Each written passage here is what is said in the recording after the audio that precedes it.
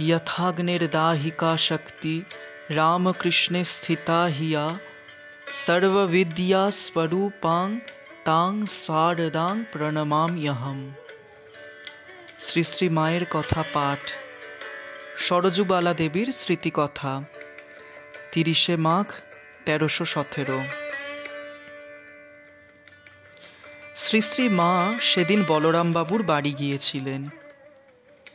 আমি তার বাগবাজারের বাড়িতে গিয়ে একটু অপেক্ষা করতেই মা ফিরলেন। প্রণাম করে উঠতেই হাসি মুখে জিজ্ঞাসা করলেন, কার সঙ্গে এসেছ? আমি বললুম, আমার এক ভাগ্নের সঙ্গে। মা, ভালো আছো? বৌমা ভালো আছে? এতদিন আসনি, ভাবছিলুম অসুখ করলো নাকি। বিস্মিত হয়ে ভাবলুম, একদিন মাত্র 5 মিনিটের দেখা, তাতে মা আমাদের কথা মনে করেছেন। ভেবে আনন্দে চোখে জলও এলো।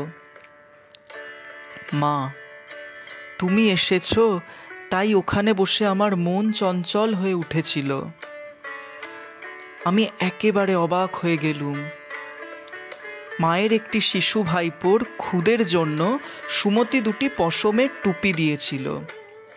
মাকে উহা দিতে এই সামান্য জিনিসের জন্য কতই খুশি হলেন। তক্তপোষের উপর বসে বললেন, বসো এখানে আমার কাছে। পাশেই বসলুম। মা আদর করে বললেন, তোমাকে যেন মা আরও কত দেখেছি, যেন কত দিনের জানাশোনা। আমি বললুম, কি জানি মা, একদিন তো কেবল 5 মিনিটের জন্য এসেছিলুম। মা হাসতে লাগলেন ও আমাদের 2 বোনের অনুরাগ ভক্তির অনেক প্রশংসা করলেন। আমরা কিন্তু ওই সকল কথার কতদূর যোগ্যতা জানি না। ক্রমে ক্রমে অনেক স্ত্রীভক্ত আসতে লাগলেন। ভক্তি বিগলিত চিত্তে সকলেই মায়ের হাসি মাখা স্নেহভরা মুখখানির পানে এক দৃষ্টে চেয়ে আছেন। ওরূপ দৃশ্য আমি আর কখনো দেখিনি। মুগ্ধ হয়ে তাই দেখছি।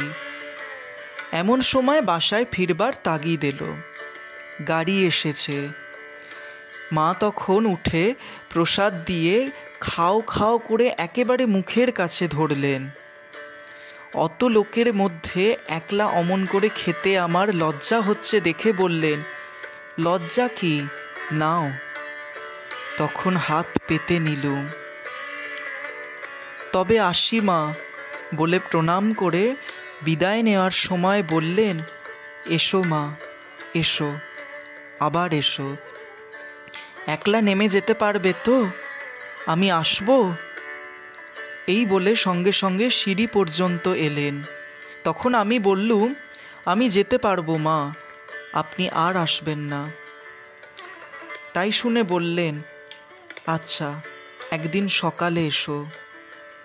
পরিপূর্ণ প্রাণে ফিরলুম। ভাবলুম, এ কি অদ্ভুত স্নেহ।